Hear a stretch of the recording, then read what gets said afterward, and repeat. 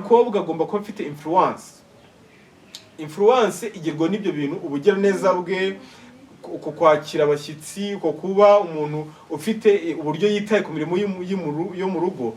Kureshya kwe kugomba kuba kunejeje umugabo, aribyo banditse mu gitabo cy'imigani ngo umutima w'umugabo we urumwiringira, ahora agirira umugabo we neza. Iyo influence ku mugabo afite agomba kuyikoresha neza yo guhora agirira umugabo we neza, kandi agomba kunezeresha umugabo urugari intege nke, kugaragaza urukundo. Kubwira umuntu ko umukunda, ntabwo umuntu akwiriye kumva muri we yumye kubyerekeranye no kugaragarizwa amarangamutima.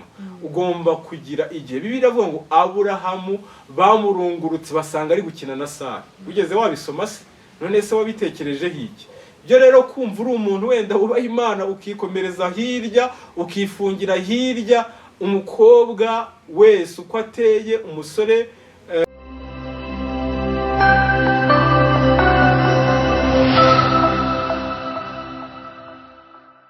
ikaze kuri Salvation Content TV. Uyu munsi twongeye guha ikaze abakunzi bacu, abakunzi b'ibiganiro byiza byuje ubwenge kandi bihugura intekerezo z'abasore mu bihe turimo. Ni ibiganiro byiza kuri buri muntu wese wifuza kubaka urugo cyangwa uteganya kuzarwubaka mu minsi iri imbere.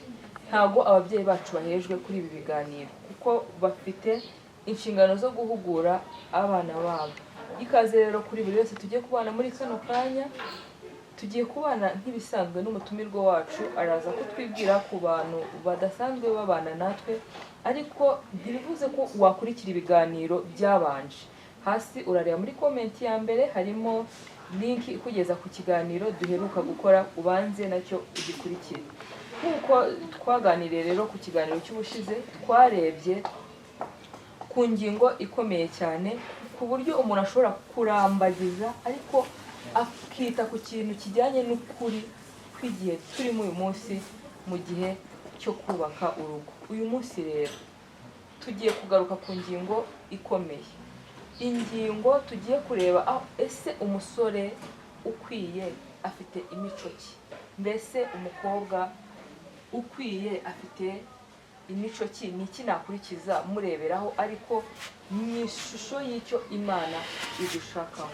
Ikaze rero muratangira mutwibwira, ubundi mudusobanurire ku izo ngingo. Murakoze.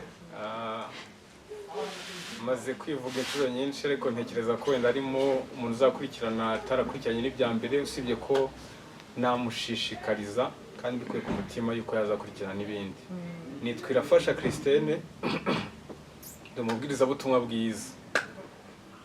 Mvuga Bibiliya ariko mu byerekezo byose by'ubuzima, ubu turi mu cyerekezo cyo kurambagiza, kuko Bibiliya ifite inama z'ibihe byose umuntu acamo.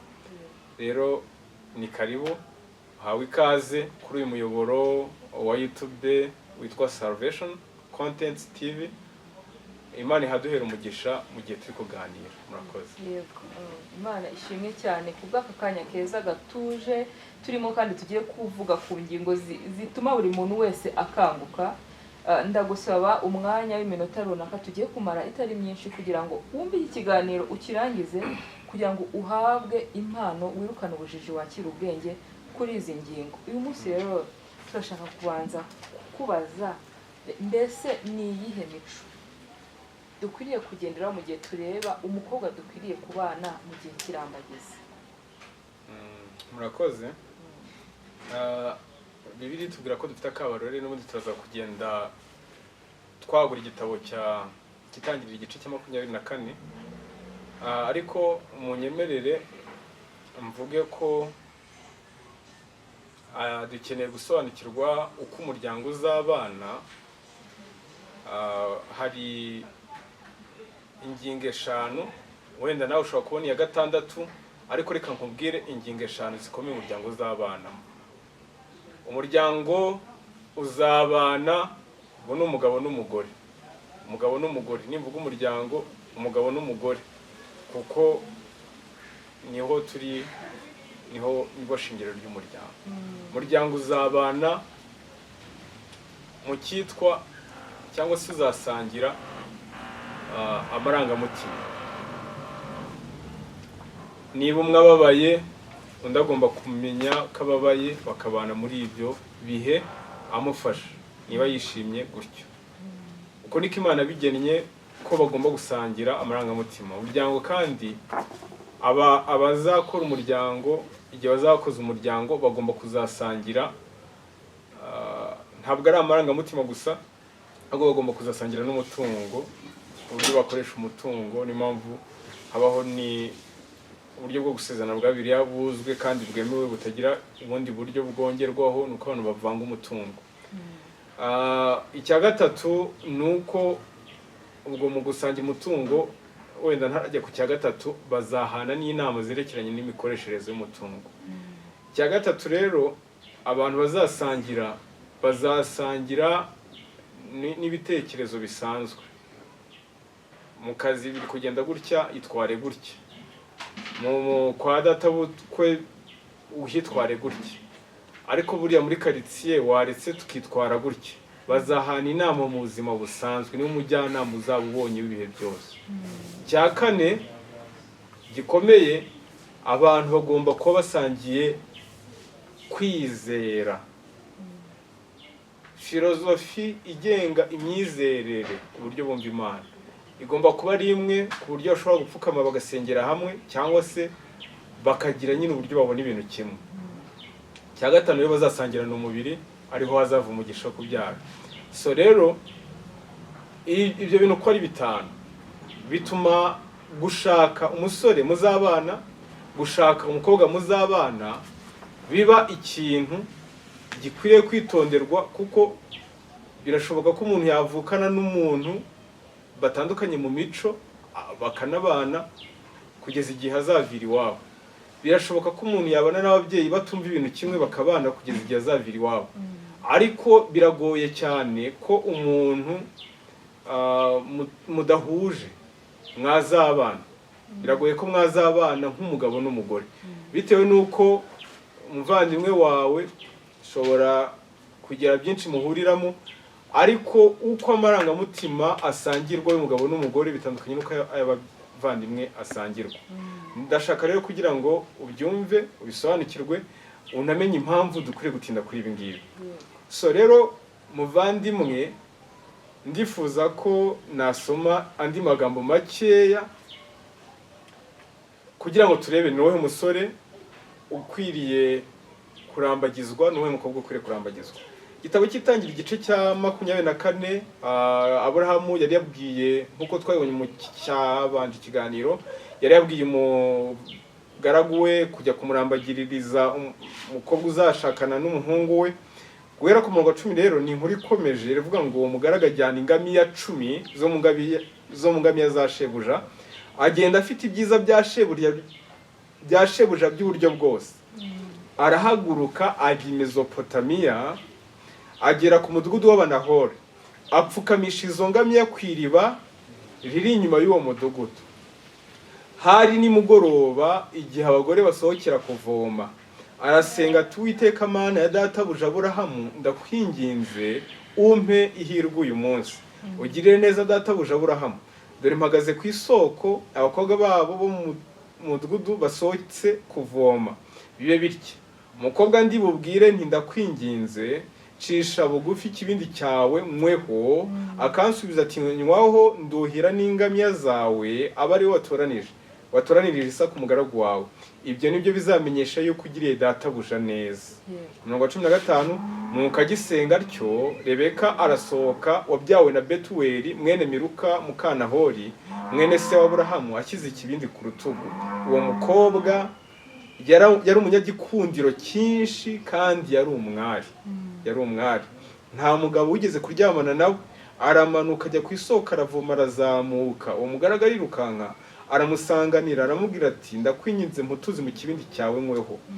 Aramusubiza ati, databuja nywaho. Atengamatira vuba ikibindi cye, aramuha, aranywa.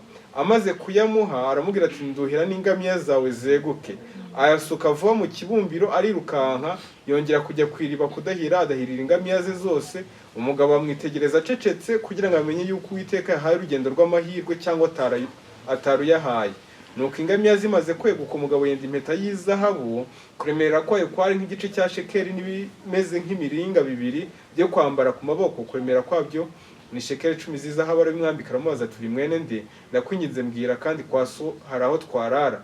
Aramusubiza ati ndi mwene Betuweli wa Miluka na Nahori, kandi dufite inganagano n'ibyo kurya bizihagije, kandi dufite naho kubaraza. Uwo mugabo arunama yikubita hasi asenga Uwiteka ati, Uwiteka himbazwe, Imana ya databuja Aburahamu itaretse kugira databuja imbabazi n'umurava, nanjye Uwiteka nyoboye inzira ijya kwa bene wabo wa databuja. Aho niho ndashaka kugira ngo ngeze, kandi aha turakura amakuru dukeneye muri iki kiganiro. Yego usomye amagambo maremare, ariko buri wese aze no kugenda udukurikiye abe yanayisubiriramo. Ego hari uri kwibaza ati se afite amatsiko ati se biraza kugana he, ariko nsubiyeho inyuma gatoya hari ingingo 5 wabanje kutubwira. Buri muntu wese ugiye kugira ibyo areberaho mu kurambagiza agomba kumenya ati se mbese umuntu nshaka tuzasangira ubutunzi cyangwa ibitekerezo cyangwa amarangamutima cyangwa n'ibindi byose twabanje kureba. Icyo ni ikintu cya mbere buri muntu wese agomba kureba ku mpande zombi. Niba ufite ubwenge mvajuru, ibyo ni ibintu ugomba kuzirikana mu ntekerezo zawe. Uyu mwanya rero tugiye kwinjira ku mukobwa, ku mico uyu mukobwa yari afite.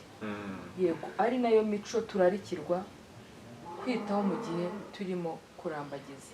Yego mwakomeza mukadusangiza ibyo bitekerezo. Ndashaka kugira ngo mbanze nibutsa abantu ko niba mwarakurikiranye ibiganiro byabanje, igitekerezo cyitwa judgment y'Imana. Judgment y'Imana, Imana ikorera abantu.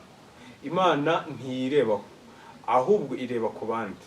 Bityo uyu musore n'uyu mukobwa ntabwo bagiye kureba izi criteria nko kugira ngo bahaze ibyifuzo byabo by'ubwikunde, ahubwo bafite ikibazo kivuga ngo impamvu yo kubaho k'umuryango ni ukugira ngo tuzigisha abo mu rugo ndetse n'abazadukomokaho Imana, kandi tubafashe gukuza ibintu bitatu Imana yahaye umuntu: umwuka, ubwenge ndetse n'umubiri, nk'uko twabonye ibiganiro byabanje.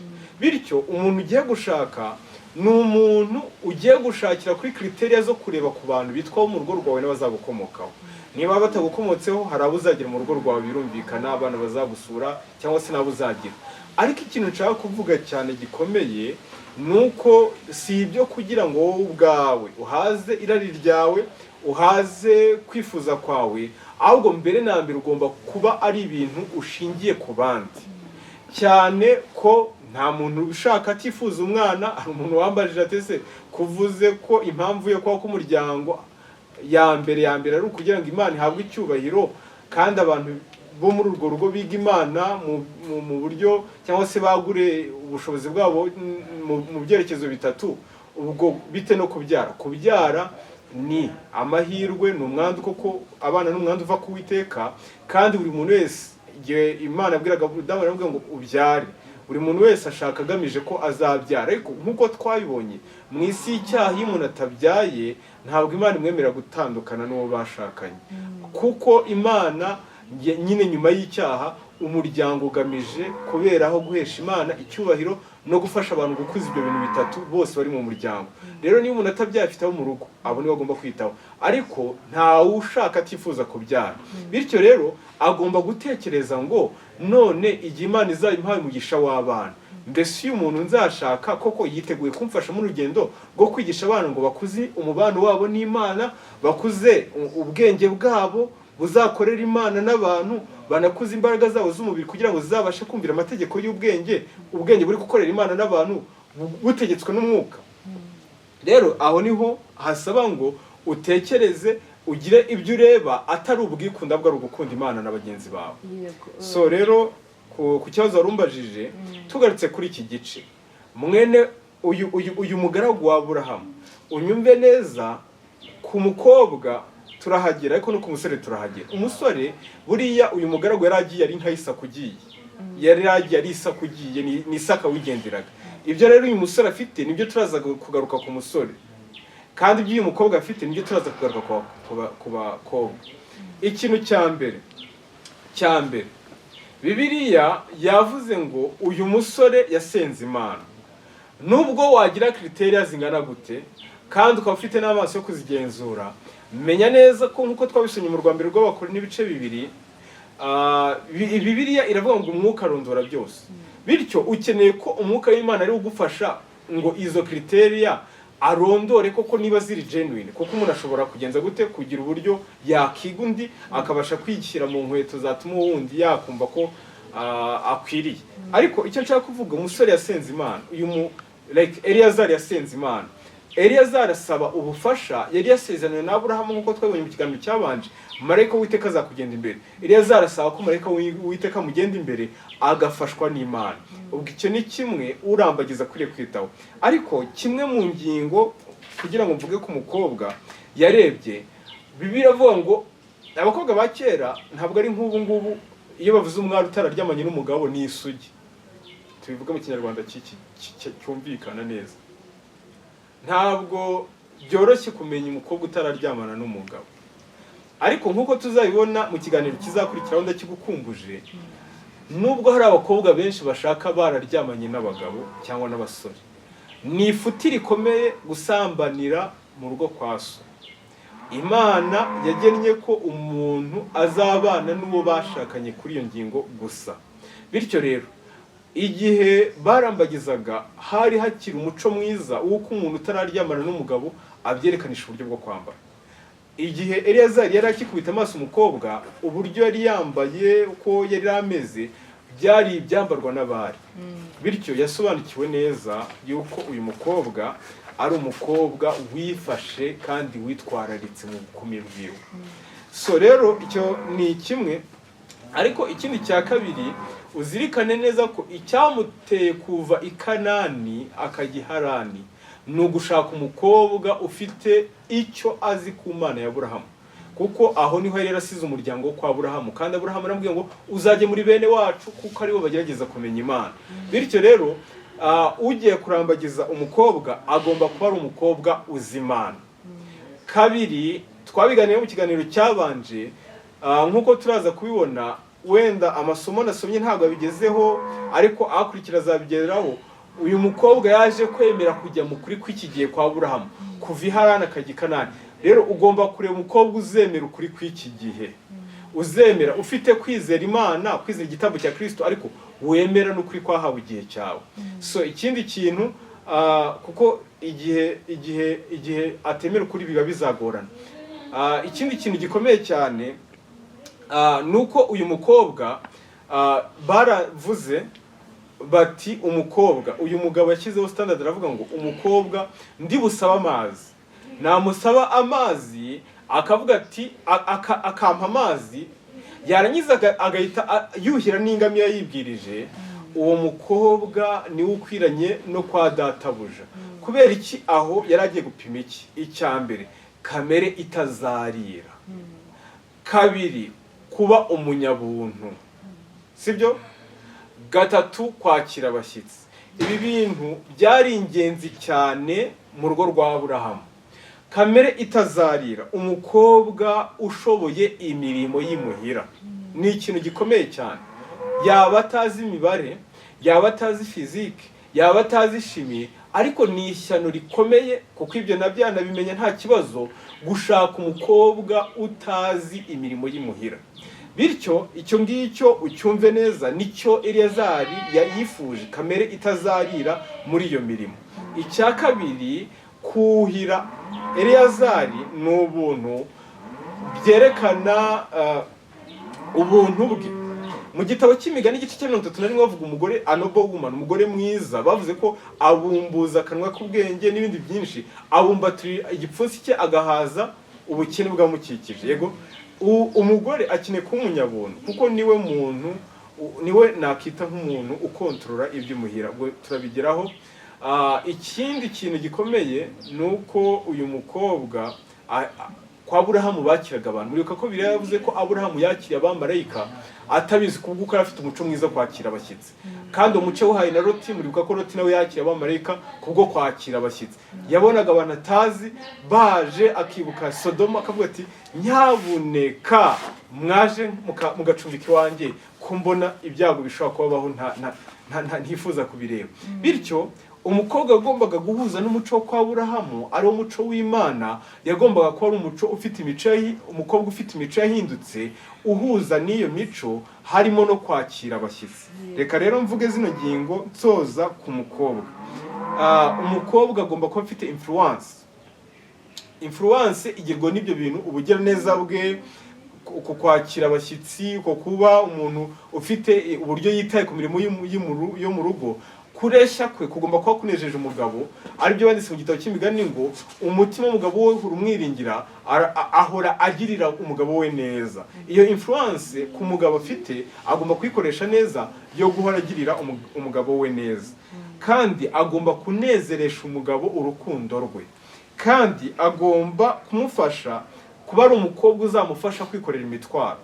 Hari imitwaro umugabo agomba kuruhuka yimuhira, hari imitwaro umugabo agomba kuruhuka iyahehe. Nuvuga ngo umugabo agomba gufasha umugore n'ibyo, n'umugore agafasha umugabo, wese agakora inshingano ze neza, iyo mitwaro akayimwikorera. Kandi agomba kuba ari umugore ubumbuza akanwa k'ubwenge. Imigani 31 niko hatubwiye, ahandi baratubwira ngo umugore upfapfana arasakuza. Ibyo bintu mubyumve, umugore muzima ni umugore ubumbuza akanwa ke ubwenge. Mu yandi magambo, ubwo biri mu Migani 31 umurongo wa 26, abumbuza akanwa ke ubwenge, kandi itegeko ry'ururimi rwe riva ku rukundo. Ndifuza kuguhereza exercice ntoya. Kuki ijwi ry'abagabo ririmo base nyinshi, ijwi ry'abakobwa rikaba ari voix melodieuse, ijwi ryorohereye rimeze nkaho nyine sinavubona ikinyarwanda mbivugamo? Nuko igihe umugabo agomba gucyaha kandi akagira igitsure kiringaniza imico y'abana, umugore agomba kubumbuza akanwa ke ubwenge mu gihe ari kugorera abana, akoresheje rya jwi ryiza risohoka rihumuriza. Nabyita ni nk'akazuba mu gihe umugabo we ari nk'imvura ikubye. Bityo ibyo ni ibintu bibiri bikeneye mu buzima bwo kumera kw'ibyaremwe. Ni nako ari ngombwa ko umugore agomba kubumbuza akanwa ke ubwenge, itegeko ry'ururimi rwe rikava ku rukundo, ngo bizabashe guhuzwa n'igitsure cy'umubyeyi w'umugabo, bibashe kugira neza abana be. So rero muri rusange ni umugore ugomba kuba azi gucunga umutungo, kuko niba azatanga azanabasha kuzirikana umuryango. Agomba kuba rero ari umugore uzi gucunga umutungo. Imigani 31 irabyerekana, azi gukoresha amaboko, ngo yitegereza. Bibiliya avuga ngo akinyirana imbaraga.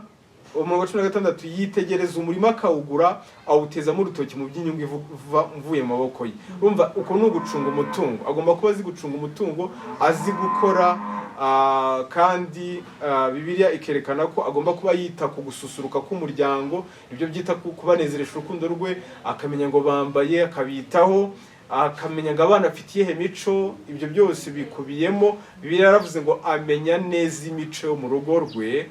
Kandi ikindi kintu gikomeye ni umwigisha w'abana. Niyo mpamvu Bibiliya ivuga ngo amenya neza imico yo mu rugo rwe, kandi abumbuza akanwa ke ubwenge.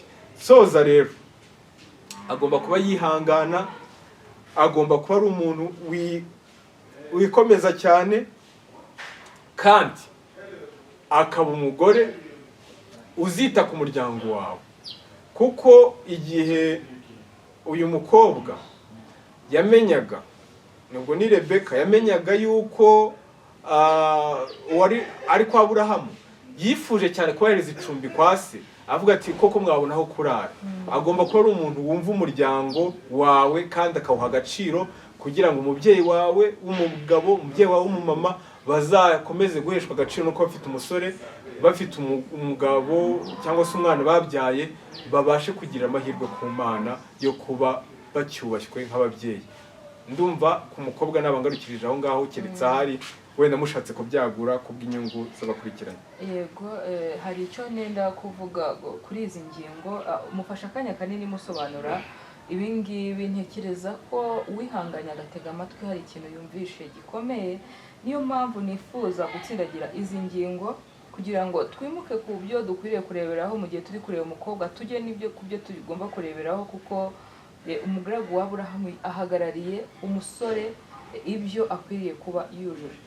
Izi ngingo uvuzeho, iya mbere twarebye umukobwa w'umukristo, umukobwa wubaha Imana, ni ikintu kitagomba kujenjekerwa. Ibintu byanditswe mu ijambo ry'Imana turebyeho ni ibintu bitagomba kujenjekerwa, wabura ukaba udafite icyizere cyo kuzagira umuryango. Twabonye icya kabiri cy'uko kwiyandarika cyangwa imico yo kwifata no kwiyubaha igomba kuba igaragara kuri uyu mukobwa, imuranga mu buryo budakebakeba na rimwe ku ijana. Umukobwa agomba kuba azi kwihangana, acunga umutungo neza, mu buryo ugomba kubigerageza, icyo ugomba kutakibagirwa n'inshuro n'imwe. Hari igihe rero akenshi na kenshi mu kurambagiza abantu batita ku ingingo dusorereho yuko umwe mu bagiye kubaka urugo agomba kuba akunda umuryango wundi. Bikaba ngombwa umukobwa yajya kwerekanwa iwabo w'umuhungu batamwishimira kubw'impamvu runaka, abagiye kubana bagakomeza kubishyiramo imbaraga bumva ko bazirwanaho mu rugero runaka. Ndabasaba mbinginga kugira ngo izi ngingo nk'uko ijambo ry'Imana ryazigarutseho zibe ingingo zo kwitabwaho na buri wese ushaka kubaka umuryango nk'uw'Imana turarikira kubaka ugana mu ijuru utagana mu irimbukiro. Uyu mwanya rero tugiye kugusaba utubwire umusore uzubaka urugo, akubaka urugo rushimishije n'umugore we umeze nka Rebeka azishimira kubamo, we akwiye kuba yujuje ibiki? Urakoze. Twari tumaze kureba uburyo ari umukobwa ufite kamere itazarira, management y'urugo, imirimo arayumva kandi akora nibakwe, agomba kuba ari umunyabuntu. Ibyo bijyanye no kuba azi gucunga umutungo no kwita ku muryango, agomba kuba kandi ari umuntu uzi kwakira abashyitsi, character yiwe igahura n'ijambo ry'Imana nyine nyuma yuko akunda Imana. Usibye ko gukunda Imana, ndashaka kubwira ko kurimo inyungu nyinshi. Ni ishuri ryigisha ibyo bintu byose. Umuntu ashobora kuba atabifite ku bwa kamere yavukanye ipfuye kwa Adamu, ariko yamara kumenya ko ari byo akanabishaka. Niyo mpamvu nabwo umukobwa uri kubona hari ibyo adafite nagira umwete wo kubishaka. Nigeze kuba rimwe turi kwiga ibi bintu, maze umusore twahirimbanye abasore twese turi kuvuga umukobwa, maze umukobwa umwe aratwitegereza avuga ati ariko ko numvise muri kuvuga umukobwa mwiza wo gushakwa, ubundi mujya mwibaza ikibazo kivuga ngo koko ndi umusore ukwiye gushaka uwo mukobwa? Rero aho niho tugeze. Mbese koko umusore uri gushaka uyu mukobwa ni musore ki? Uyu musore ahagarariwe na Eliyazari. Eliyazari Bibiliya yatubwiye ngo icyambere icyatumye ahagurutswa no gushaka umwubahamana nuko afite kubaha Imana. Icyatumye ajya gushaka umukobwa ufite kwizera, kwizera kwahawe ubera rimwe kugeza iteka ryose, ariko kwizera Kristo n'igitambo cye no gukiranuka kwe, ibyo kukaba ari ukwizera nyine kw'ibihe byose. N'uyu munsi hari ukuri kw'iki gihe, ariko uko kuri kw'iki gihe kubumbira hamwe no kwizera kwahabera rimwe kugeza iteka ryose, uko kwizera Kristo gukiranuka kwacu kukaba umutima w'ubutumwa bwitwa ukuri kw'iki gihe. Bityo ibyo bintu ni ibintu byomatanye n'umutima w'uyu musore. Rero ntabwo turaza kubitindaho. Umusore agomba kuba nawe yagenza gute? Yubaha Imana. Agomba kuba afite kwizera kwahawe abera rimwe kugeza iteka ryose mu kuri kw'iki gihe, kw'igihe cye. So rero icyo ngicyo nicyo uyu musore yari afite. Ariko ikindi kintu gikomeye cyane nshaka kuvuga, uyu musore amateka ye yari ameze gute? Ni ngombwa kumenya amateka y'umusore. Ntabwo amateka ya Isaka yabashaga kumenyekana bigoranye, kuko ari amateka kwa Aburahamu. Niyo mpamvu kera Abanyarwanda barabagizaga imiryango biriya bifitanye isano n'amateka, kuko umuco umwana akura imuhira cyangwa se uburere buva imuhira. Kuba ari uwo kwa Aburahamu byarangaga uburere yagenje gute yahawe. Bityo icyo cyari cyoroheye umuryango wo kwa Rebeka kwanzura ko uwo musore ari umusore koko usa na Aburahamu, cyangwa se ufitanye isano n'uburere Aburahamu atanga. Ikindi kintu gikomeye nuko uyu musore kamere y'urukundo rwe ukwiriye kuyitaho. Twarabibonye, hari urukundo rw'amarangamutima. Buriya pe urwo rukundo ruragurumana, twarabibonye uburyo rugera n'ubwo umuntu ashobora no kunanuka, rufite ibintu byinshi cyane ruhatse, yego no kurwara. Ariko ibyo bintu kenshi na kenshi nuko twabibonye biba bishingiye ku bintu physiology, ku bintu by'umubiri. Umukobwa usa gutya, umukobwa uteye gutya, umukobwa uvuga gutya, ni ukureshya n'uburanga. Ubundi ubwiza bw'umuntu cyangwa se ubwiza bwashyirwa mu byiciro bine. Icyo umuntu yashaka mu muntu: hari uburanga, hari kureshya, hari ubwenge, hakaba ndetse no kubaha cyangwa se imico mizima. Ubwenge mvuga ni uburyo umuntu atekereza, uburyo umuntu yubahamo Imana, ariko ibyo bintu bigomba kuba bigaragarira mu mico. So imico n'ubwenge Bibiliya yerekanye ko ari byo byubaka urugo. Uburanga n'ubutoni byaba ari nk'ikiyongera, kuko mu Migani igice cya 24 baravuze ngo ubwenge nibwo bwubaka urugo, kandi kumenya niko kuzuza amazu yo muri rwo ibintu by'igiciro cyinshi. Mu yandi magambo, kubaha Imana ndetse n'imico ijyana no kubaha Imana biyongeraho n'ubumenyi busanzwe buzatuma umuntu aba umukozi. Ibyo bintu nibyo byubaka urugo mbere y'uburanga ndetse na mbere yo kureshya. Iyo tuvuze kureshya cyangwa se charming mu Cyongereza, ni uko umuntu aseka. Wa mugani w'Abanyarwanda ngo amasaro agasesekara, ni imvugo izwi ivugwa, ureba ukabona ni akazuba. Uko umuntu akora geste mu buryo like uburyo posta yiwe, uburyo ameze, ibyo bintu bishobora kuzana ikintu cyitwa charming. Ariko ibyo bintu ari charming, ari beauty, ni ibintu byiza pe, wogize amahirwe wabibona. Ariko character, imico, kongeraho ubwenge burimo uko yikomporta ku Mana, judgment afite mu by'Imana na judgment afite mu buzima busanzwe. Kuko judgment y'Imana itera umuntu no gukunda kwiga no gukora. Ibyo bintu byose biri mu gitabo cy'Imigani, uzashaka azabisangemo. Ibyo nibyo byubaka urugo rugakomera. Bityo umusore ukenewe ugomba kureba nature y'urukundo. Mbese ntabwo atwaye n'amarangamutima, cyangwa ari kureba ikintu, afite urukundo ruri noble, urukundo rwiyubashye, urukundo rufite kamere izahuwe, urukundo.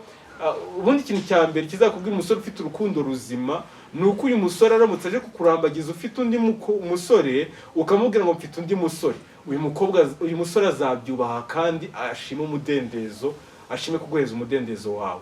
Mu yandi magambo, ntabwo azakwanga, kuko urukundo rwe ntabwo rushingiye ku mubiri, ahubwo rushingiye kuri kamere irushaho kuba yo kubahwa, kamere nziza. Ikindi kintu gikomeye ni uko ugomba kureba niba uzabonera amahoro koko nyakuri n'umunezero muri affection ziwe, azakwitaho. Mbonera no kubwira abasore, ntabwo ari intege nke kugaragaza urukundo. Kubwira umuntu ko umukunda, ntabwo umuntu akwiriye kumva muri we yumye kubyerekeranye no kugaragarizwa amarangamutima. Ugomba kugira igihe. Bibiliya iravuga ngo Aburahamu bamurungurutse basanga ari gukina na Sara. Ugeze wabisoma se? None se wabitekerejeho iki? Byo rero kumva uri umuntu wenda ubaha Imana, ukikomereza hirya, ukifungira hirya, umukobwa wese uko ateye, umusore nawe ku rugero runaka, ni ibiremwa by'amarangamutima. Bityo abakobwa cyane ni abantu bakenera kugaragarizwa amarangamutima y'urukundo. So bityo ugomba kuba uri umuntu witeguye kwiga siyanse yo kuzana amahoro n'umunezero muri affection yawe. Kwemera individuality. Ikitanga amahoro ni ukwemera ko nubwo uri umutware, ariko umukobwa nawe afite icyo bita individuality, cyangwa se uburyo bwihariye aremyemo atekerezamo ibintu. Bityo mukemera kujya inama cyane kugira ngo umunyagitugu.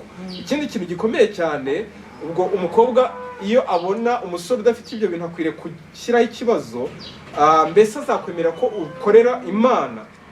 Kandi ikindi kintu gikomeye ushaka gusorezaho, kuko ibinshi nagiye mbivuga, kwemera gukorera Imana, kukwemerera individuality yawe, kukwemerera yuko kukwihanganira mu makosa, atari umuntu uhora avuga amakosa akagira ibyiza kubonamo, rimwe na rimwe amakosa akayirengagiza akayakosoza ubwenge, kuko biravuga abagabo abanyabwenge mu byo bagirira abagore babo. Ariko hari ibintu bibiri nshaka gusorezaho. Ikintu gikomeye cyane uraza kureba, mbese imico y'uyu mubyeyi w'uyu musore, character ya mama we, kuko Bibiliya ivuga ko umuhungu wa Salomo bita Rehobowamu yananiwe gutegeka Isirayeli kuko ngo yari yarashyiriwe ikimenyetso cy'imico igayitse kandi yangiritse mu kubaho kwe na nyina. Bityo rero umubyeyi w'umumama azashyira ikimenyetso cy'imico ye mu mwana we, ukeneye kumenya imico ya nyina. Bityo ibi bintu bigaruye kwa Aburahamu, bari bazi Sara neza, barabanye Harani, icyo cyari ukuri. Ikindi kintu gikomeye, uyu musore yubahaga Imana, bari bazi koko Aburahamu yubaha Imana kandi yaraje gushaka umugore wubaha Imana kuko nawe yubaha Imana. Ariko icyitwa urukundo ruzabasha kugira cyangwa se rufite kamere nziza, nuko uyu mugabo wari uje kurambagiza yarebaga principle, yarebaga amahame, ntabwo yarebaga amarangamutima cyane. Nubwo Imana koko yaje kumuhereza umukobwa w'umunyagikundiro, ariko yarebaga amahame, ntabwo yarebaga iby'inyuma gusa. Rero icyo nicyo cyerekana urukundo nyakuri. Urukundo nyakuri rushingira ku mico, amahame, ntabwo rushingira ku marangamutima. Ikindi kintu gikomeye nsoza, uwo mugaragu ajyana ingamiya 10 zo mu ngamiya za shebuja, agenda afite ibyiza bya shebuja by'uburyo bwose.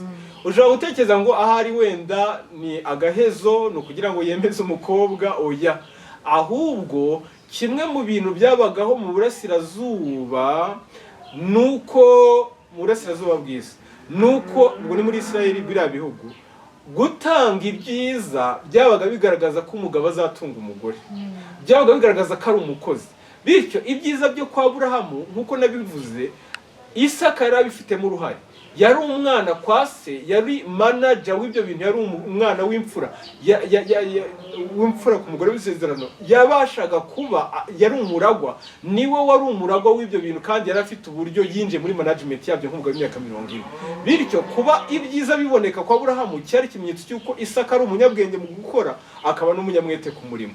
Uzareba umusore w'umunyabwenge kandi akaba umunyamwete, ibyo bizagufasha. Wa musore we rero, tanga ibyiza byose ufite, haba mu byerekeranye n'ibyamwuka, haba mu byerekeranye n'iby'ubwenge, no mu byerekeranye n'iby'amaboko. Ibyiza byitwa umwete n'umuhati wo gukora, kandi ugashakisha umutungo.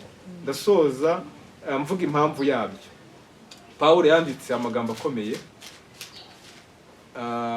kuri iyo ngingo, niyo ngiye gusozaho wenda kugira ngo numve niba hari ikindi muraza kwaguriramo. Ariko Pawulo yandikira Timoteyo mu rwandiko rwa mbere, yandikiye Timoteyo ibice 5:8 ati, ariko niba umugabo adatunga abe, cyane cyane bo mu rugo rwe, niba umuntu adatunga abe cyane cyane mu rugo rwe, aba yihakanye ibyizere. Niba udashobora gutanga ibyiza, twe kuvuga ko ari amafaranga runaka, ntabwo turi kurangira abakobwa gushaka abasore bafite amafaranga, kuko umuntu ashobora kuba afite amafaranga ariko adatanga ibyiza. Ibyiza ni ukuba umugabo w'umunyamwete ku murimo. Ibyo bizakugeza ku mafaranga igihe kibaye kigihari, cyangwa se ku mutungo, ariko kandi ibyo bintu bizatuma n'igihe umutungo warangira ushobora kongera gutangirira hasi kandi mukabaho. Bityo ibyo ni ibyiza ugomba gutanga. Biravuga ngo abayihakanye ibyizere gutabitanga, kandi ababaye mubi hanyuma y'abatizera. Imana rero idufashe. Nguyu umugaragu, umuhungu Eliyazari yarahagarariye. Murakoze cyane. Hari igihe akenshi na kenshi abakobwa bacu cyangwa abakobwa bageze mu gihe cyo gushaka badakunda kuzirikana ko nabo ari inshingano zabo kumenya neza ko umusore bagiye kubana ari we Imana yifuza ko babana nabo. Ndinginga cyane abakobwa bacu, ni inshingano zabo kurebera ku musore nk'uwo Eliyazari yarahagarariye we, kuko Isaka uwo yarahagarariye yari yomatanye neza n'umugeni we kugeza ubwo rwabaye urugo rushimishije Imana yifuzaga ko rubaho. Niba rero wifuza kuzagira urugo rwiza, ukabaho wishimye mu rugo rwawe aho kuba muri gereza, ndagusaba kuzareba umusore wujuje ibyo tubaze kureba. Ndashima buri wese rero wabanye natwe muri kano kanya. Ndashimira Christine wabasha kudufasha gusobanukirwa izi ngingo mu buryo bwimbitse cyane. Ndasaba Imana kugira ngo ibane natwe, kugira ngo aya mahame twe kubaho ntaho tutayiteho, kandi Imana yarayatwandikiye twe gukurikiza ibijyanye n'irari ryacu ry'umubiri, ahubwo tugendere mu byo Imana ishaka. Rero Imana iduhane umugisha. murakoze Murakoze cyane.